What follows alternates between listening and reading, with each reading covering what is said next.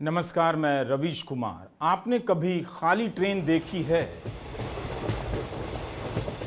72 साल के हाजी अशरफ अली सैयद हुसैन के लिए उस दिन ट्रेन खाली ही थी। जब खचाखच भरी ट्रेन में 24 साल का लड़का उन्हें मार रहा था। भारत की ट्रेन आराम से चलती जा रही थी, किसी को कोई परेशानी नहीं हुई। लड़के पीटने की धमकी देते रहे और ट्रेन से बाहर फेंक देने की। 24 साल के आकाश को पता था कि 72 साल के हाजी को फेंक भी देता तो बाहर का हिंदुस्तान उसे शायद हीरो बना देता। इसलिए हाजी अशरफ के लिए यह ट्रेन हमेशा खाली ही थी। लोग थे मगर उनके लिए नहीं थे, लोग थे उनके खून के प्यासे थे। महाराष्ट्र की इस घटना के वीडियो को देखते हुए बार बार लगा कि अब ऐसी घटनाओं पर हैरानी नहीं होती है। जो इनकी सहमति में चुप रहे वे आज भी चुप हैं और जो बोलते हैं उनमें से कई थक चुके हैं। लगता है सबने चुप रहना स्वीकार कर लिया है। इसलिए हाजी अशरफ ने घर आकर किसी को नहीं बताया, बस कह दिया गिरने से चोट लगी। लेकिन जब वीडियो वायरल हुआ तो उन्हें भी अपना सच कहना पड़ गया। सब कुछ वीडियो के वायरल हो जाने पर निर्भर है। वीडियो ही अन्याय करता है और वीडियो ही न्याय करता है।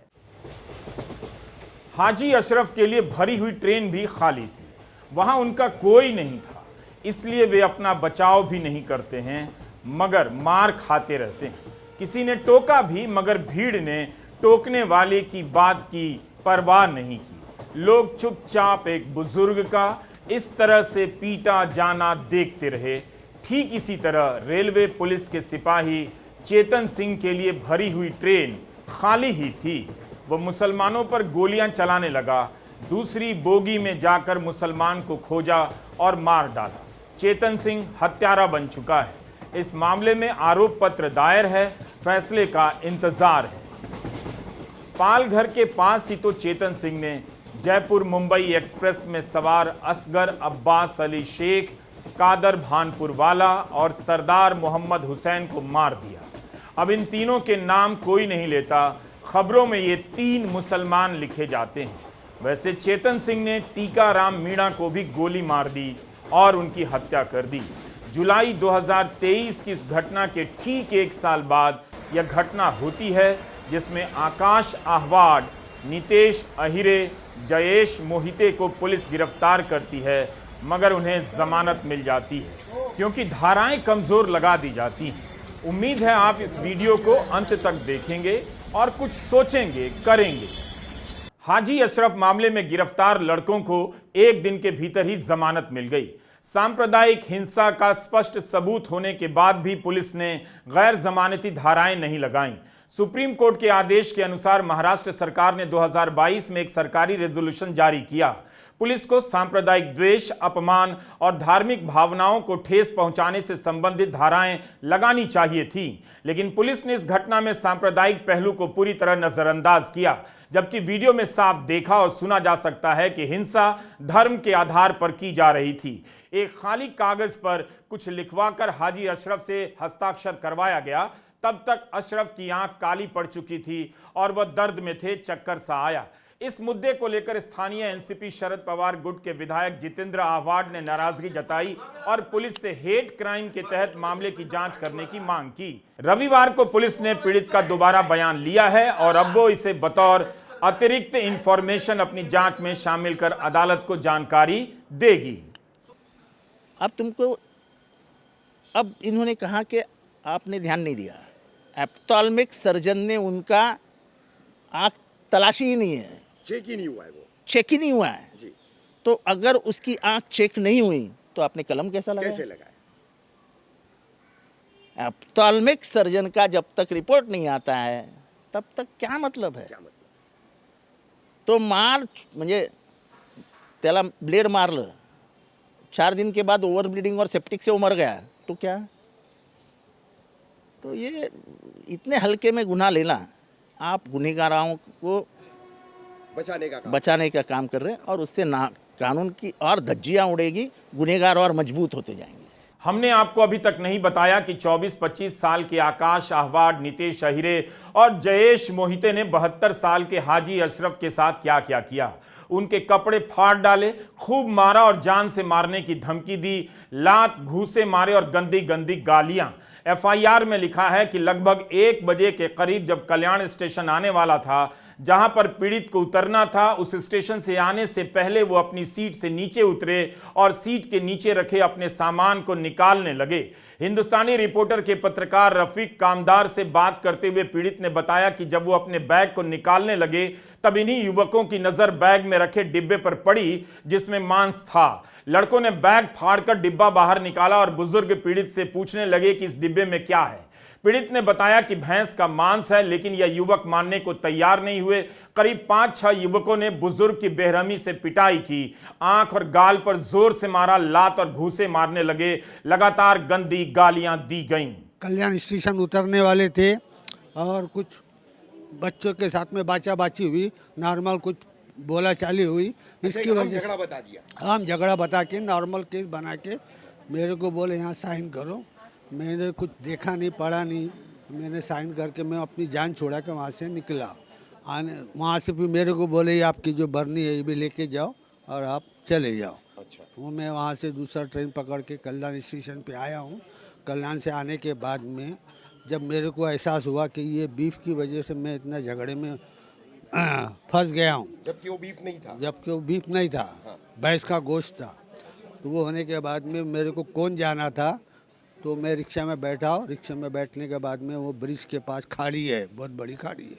वो खाड़ी के पास से उतर के मैंने वो दोनों बरनियाँ गोश्त की वो फेंक दी, खाड़ी में फेंक दी। अच्छा। और घर को आने के बाद में मैंने बच्चों को कुछ बताया नहीं। अच्छा। तो वो मेरा सूजन देख के करके मैंने बच्चों को मेरा समझा दिया कि मैं गिर गया था, इसकी वजह से मैंने कुछ बताया नहीं। अच्छा। बाद में मेरे को उन्होंने देखा कि भाई कैसा गिर गया, क्या गिर गया, मतलब मैंने कुछ बच्चों को बताया नहीं। उन्होंने मेरे को उठाया दवाखाने में, प्राइवेट दवाखाने में जाके लेके गए, डॉक्टर को बताया। डॉक्टर ने देखा तो उन्होंने बोला, मैं बोला ये बच्चों का झगड़ा हो रहा था, मैं छुड़ाने के लिए गया था, इसके लिए मैंने मेरे को बुक्का वगैरह उन्होंने लग गया। मैंने डॉक्टर को ऐसा बताया था। वो होने के बाद में डॉक्टर ने मेरे को मेडिसिन वगैरह लिख के दिया और बोले बर्फ़ के पानी से आप पूरे बदन को जहाँ मार लगे ले वो सेक लो। अच्छा। वो सेकने के बाद में मैं घर पे आया और आने के बाद सो गया। अच्छा। मेरी जो बात थी वो सारे मीडिया पे फैल गई है, सोशल इस पर सब फैल गई है। तो मेरे को ये हुआ कि भाई इन्होंने मारा झोड़ा सब किया और सोशल मीडिया पे मेरे ही मोबाइल निकाल के मेरे ही मोबाइल से उन्होंने सब तरफ उसका प्रचार कर दिया, फैला दिया। हाजी अशरफ की तरफ से सोचिए, उन्हें आज के दौर में यह भरोसा किसी पर नहीं हुआ कि कोई उन्हें बचा सकता है, न्याय दिला सकता है। उन्हें ट्रेन में भी किसी ने नहीं बचाया और घर लौट कर भी उन्होंने किसी को नहीं बताया। वीडियो में जो लड़का 72 साल के हाजी को मार रहा है वह उनसे कह रहा है कि हमारा श्रावण चल रहा है, तुम गो मांस ले जा रहे हो। महाराष्ट्र में श्रावण उत्तर भारत से 15 दिन बाद शुरू होता है। 2 सितंबर को आखिरी सोमवार है, जबकि उत्तर भारत में श्रावण कब का खत्म हो चुका है। आश्विन का महीना चल रहा है। इतना अंतर है कैलेंडर में, मौसम में और भारत के अलग अलग इलाके में, और उसी इलाके में खान पान में और त्योहारों और व्रतों में। राहुल गांधी लालू प्रसाद यादव के घर चले गए, वहां उन्होंने उनसे मटन बनाना सीखा। प्रधानमंत्री मोदी ने सावन से जोड़ दिया। लोकसभा का चुनाव आया, हेलीकॉप्टर में तेजस्वी यादव, मुकेश सहनी ने मछली खाने का वीडियो शेयर किया। प्रधानमंत्री ने इस बार नवरात्रा से जोड़ दिया। मांसाहार को व्रत त्योहार से जोड़ने की राजनीति जमीन पर किस तरह का असर करती है, आकाश, नितेश, जितेश को किस तरह का अधिकार दे देती है। तीनों 72 साल के बुजुर्ग को मारने लगते हैं, गालियां देते हैं। जिस तरह से मारा गया है, हाजी अशरफ की मौत भी हो सकती थी। आप प्रधानमंत्री का यह बयान सुनिए, फिर सोचिए कि इन्हें सुनते हुए किसका हौसला बढ़ता होगा। इन्हें लोगों की भावनाओं से खिलवाड़ करने में मजा आता है। ये लोग सावन में एक सजायाफ्ता, जो सजा कोर्ट ने जिसको सजा की है, जो जमानत पर है, ऐसे एक मुजरिम के घर जाके सावन के महीने में मटन बनाने का मौज ले रहे हैं। इतना ही नहीं, उसका वीडियो बना करके देश के लोगों को चिढ़ाने का काम करते हैं। कानून किसी को भी कुछ भी खाने से नहीं रोकता है और न ही मोदी रोकता है। सभी को स्वतंत्रता है कि जब मन करे वेज खाए या नॉन वेज खाए, लेकिन इन लोगों की मंशा दूसरी होती है। जब सब मुगल यहां आक्रमण करते थे ना, तो उनको सत्ता राजा को पराजित करने से संतोष नहीं होता था। जब तक मंदिर तोड़ते नहीं थे, जब तक श्रद्धा स्थानों की कत्ल नहीं करते थे, उनको संतोष नहीं होता था। उनको उसी में मजा आता था। वैसे ही सावन के महीने में वीडियो दिखाकर वो मुगल के लोगों के जमाने की जो मानसिकता है ना, उसके द्वारा वो देश के लोगों को चिढ़ाना चाहते हैं और अपनी वोट बैंक पक्की करना चाहते हैं। ये वोट बैंक के लिए ये चिढ़ाना चाहते हैं। आप किसे चिढ़ाना चाहते हैं?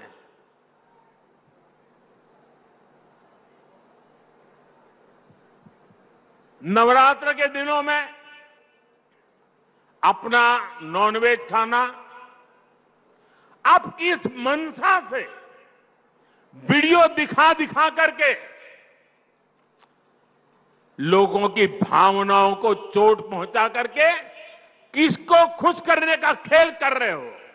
24 साल के लड़के किसी की हत्या कर देते हैं गौरक्षा के नाम पर। इससे किसी की आस्था आहत नहीं होती कि लड़के हत्यारे बन रहे हैं। किसी की भी आस्था आहत क्यों नहीं होती कि आस्था की यह राजनीति उनके लड़के को हत्यारा बना रही है। जो लोग इन मामलों में जेल गए हैं और मुकदमा झेल रहे हैं, उनके परिवारों को प्रधानमंत्री का यह बयान सुनाना चाहिए और उनकी प्रतिक्रिया जाननी चाहिए।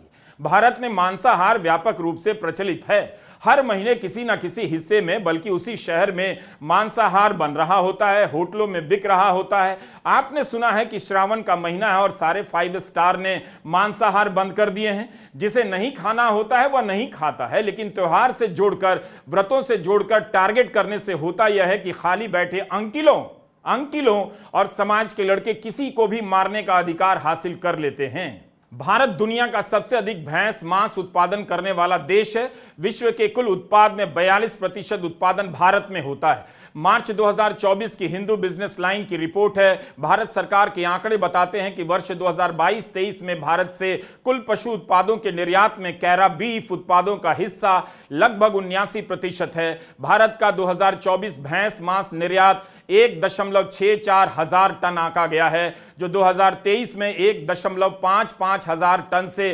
5% अधिक है। जब इलेक्टोरल बॉन्ड का मामला सामने आया, तब यह भी खबर आई कि बीफ निर्यात करने वाली कंपनियों ने बीजेपी को चंदा दिया। इस देश में भैंस के मांस का कारोबार हो रहा है, निर्यात हो रहा है। किसी कंपनी के पीछे आपने किसी गौ रक्षकों को देखा? क्या ये कंपनियां श्रावण में बंद हो जाती हैं? चूंकि मामला कंपनी का है और उनके चंदे पर चलने वाली पार्टियों का है, तो वहां तक इनका धार्मिक गुस्सा नहीं जाता। इनका गुस्सा फूटता है किसी बुजुर्ग और अकेले मुसलमान पर। 72 साल के हाजी अशरफ पर और हापुड़ में 62 साल के समयदीन को मारने लग जाते हैं। भैंस का मांस बैन नहीं है, इसका निर्यात हो रहा है भारत से। बैन होता तो 1 घंटे में आस्था का रोना रोने वाली सरकार इन कंपनियों को बंद कर चुकी होती। 72 साल के हाजी अशरफ ने झूठ नहीं बोला, चाहते तो जान बचाने के लिए झूठ ही बोल देते कि कुछ और है। कानूनी रूप से बैन होता तो यह अपराध होता। मार खाने के बाद यह बुजुर्ग कितना टूट गए होंगे। अपनी बेटी के लिए लेकर जा रहे थे, लेकिन डिब्बा रास्ते में फेंक दिया। एक बाप की तरह से सोचिए कि बेटी के लिए कुछ लेकर जा रहा हो और रास्ते में उसे फेंक दे। अगर आप धर्म के हिसाब से सोचना चाहते हैं, तब क्यों नहीं पूछा आपने कि आम आदमी सड़क पर मारा जा रहा है, फिर ये भैंस का निर्यात बंद क्यों नहीं किया जा रहा है? जब आप भारत से मांस के निर्यात के साथ खड़े हैं, तब आप हाजी अशरफ को क्यों मारते जा रहे हैं? अगर आप यह सोचते हैं कि मुसलमानों से नफरत खान पान को लेकर फैलाई जा रही है तो आप बेवकूफ हैं। कभी आबादी तो कभी शादी, अंतहीन मामला हो चुका है।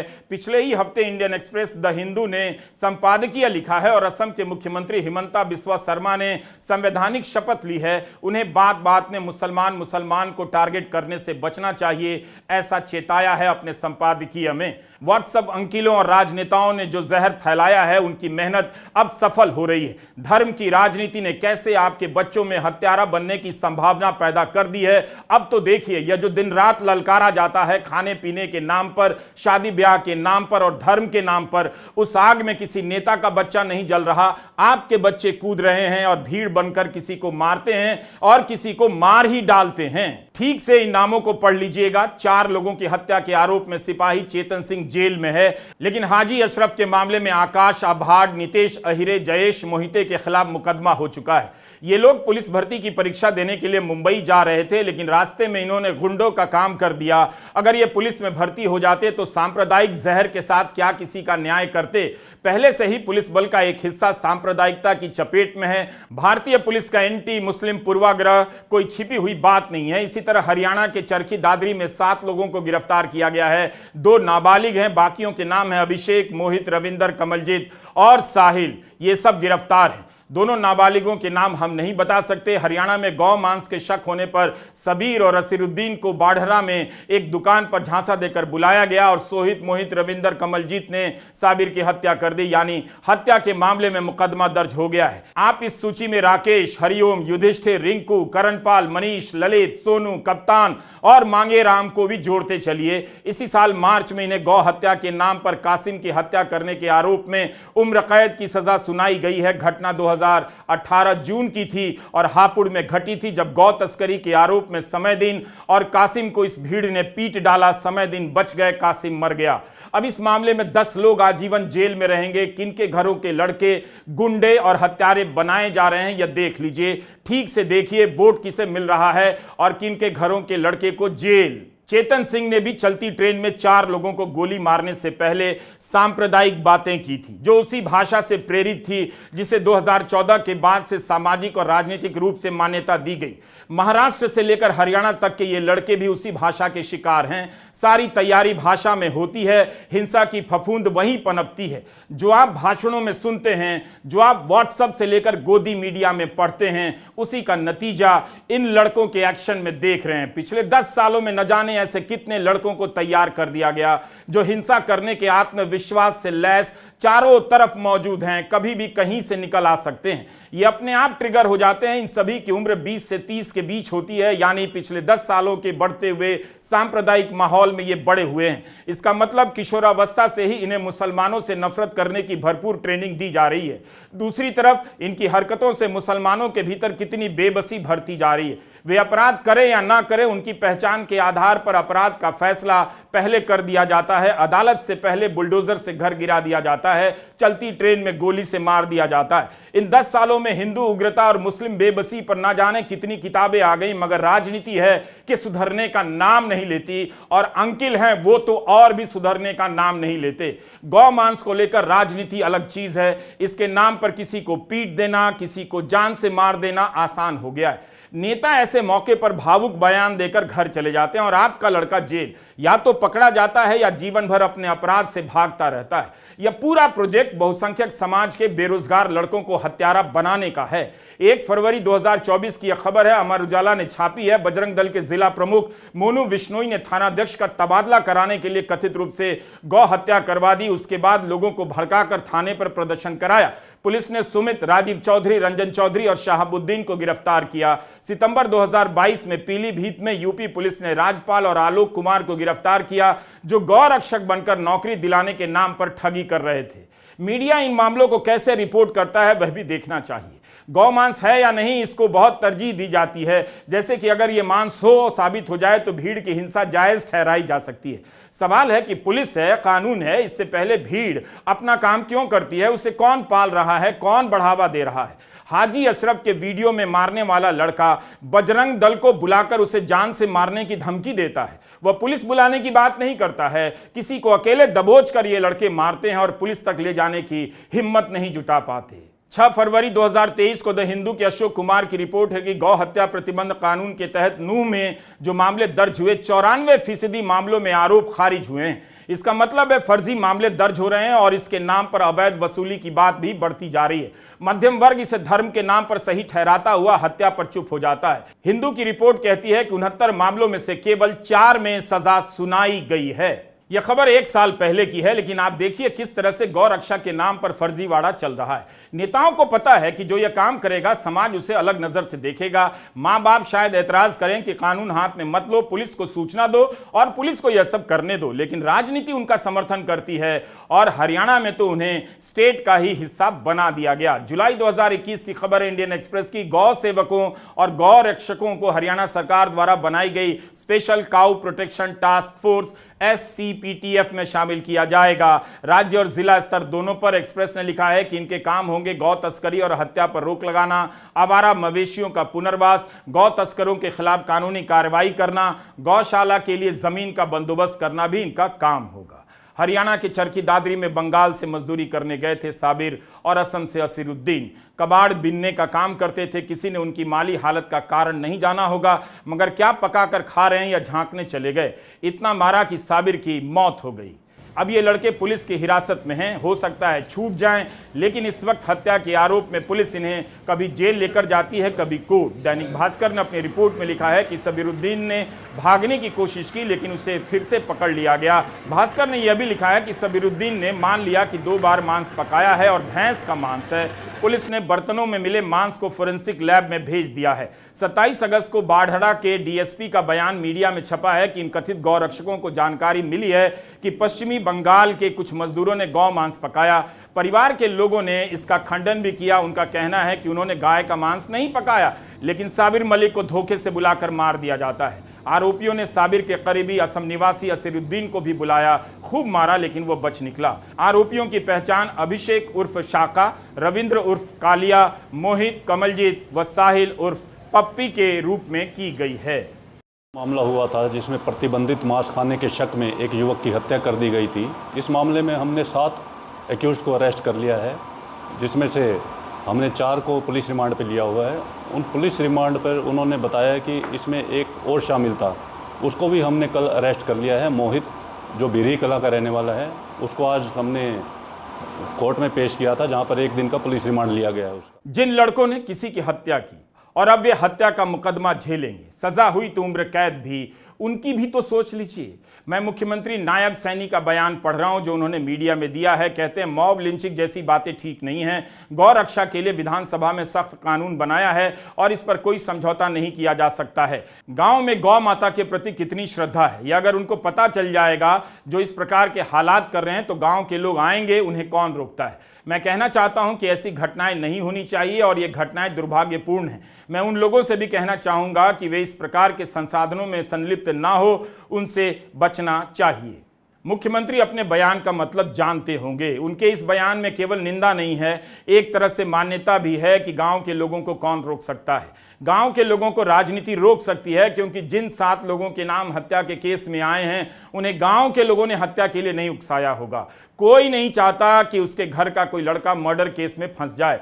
अफसोस कि विपक्ष की राजनीति खाना पूर्ति करती है, ट्विटर पर लिखकर चली जाती है। उसे जनता के बीच जाना चाहिए और इसे लेकर आमने सामने बात करनी चाहिए। इस तरह से समाज में नफरत के इस जहर को नहीं छोड़ा जा सकता है। राहुल गांधी का यह ट्वीट देखने में अच्छा लग सकता है कि नफरत को राजनीतिक हथियार बनाकर सत्ता की सीढ़ी चढ़ने वाले देश भर में लगातार भय का राज स्थापित करते रहें। भीड़ की शक्ल में छिपे हुए नफरती तत्व कानून के राज को चुनौती देते हुए खुलेआम हिंसा फैला रहे हैं। भाजपा सरकार से इन उपद्रवियों को खुली छूट मिली हुई है, इसलिए उनमें ऐसा कर पाने का साहस पैदा हो गया है। अल्पसंख्यकों, खासकर मुसलमानों पर लगातार हमले जारी हैं और सरकारी तंत्र मूक दर्शक बना देख रहा है। ऐसे अराजक तत्वों के खिलाफ सख्त से सख्त कार्रवाई कर कानून का इकबाल कायम किया जाना चाहिए। भारत की सांप्रदायिक एकता और भारतवासियों के अधिकारों पर किसी भी तरह का हमला संविधान पर हमला है, जो हम बिल्कुल भी बर्दाश्त नहीं करेंगे। भाजपा कितनी भी कोशिश कर ले, नफरत के खिलाफ भारत जोड़ने की ऐसी ऐतिहासिक लड़ाई को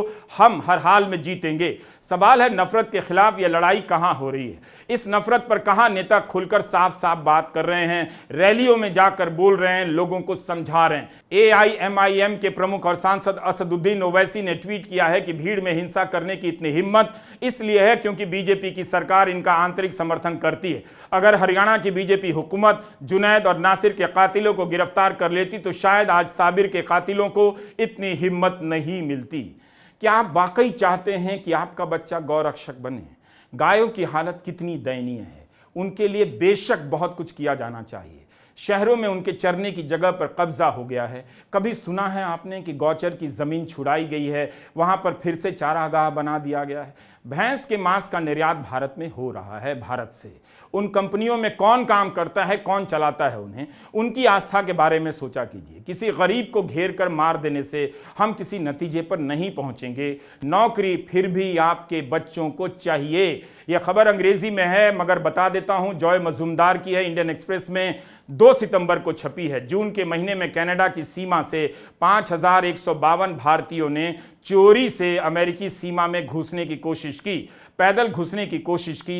एक तरफ भारत के युवा आस्था के नाम पर गुंडे और हत्यारे बन रहे हैं, दूसरी तरफ भारत के ही युवा दूसरे देश में घुसने के लिए चोरी के रास्ते जा रहे हैं। हमारी आस्था बिल्कुल आहत नहीं होती तब अमेरिका अब गंभीर हो गया है, जांच करने लगा है। अमेरिका और कनाडा की सीमा 9000 किलोमीटर है और खुली हुई है। यहीं से भारत के नौजवान चोरी से अमेरिका में घुस रहे हैं। इनकी संख्या 45 से 50% तक बढ़ गई है और आपको बताया जा रहा है कि भारत विश्वगुरु बन गया है। दरअसल आप झूठ की एक ट्रेन में बिठा दिए गए हैं जिसकी बोगी में सच किसी को दिखाई नहीं देता। खाली बोगी को भी लोग भरी हुई मानकर किसी मुसलमान की तलाश कर रहे हैं, उसका टिफिन खोज रहे हैं, उसकी दाढ़ी पकड़ रहे हैं। हिंसक और सांप्रदायिक होने का यह सफर आपको मुबारक हो। अगला शिकार कोई अफरोज होगा या अशरफ, या मत देखिए। कम से कम इतना तो देख लीजिए, हत्या कौन करने वाला है, आकाश या आंसू, दोनों की सोचिए। मुसलमानों के नाम से आप वैसे भी सोचना बंद कर देते हैं। इस खाली बोगी के साथ साथ ऐसे लोगों का दिमाग भी खाली हो गया है। नमस्कार, मैं रवीश कुमार।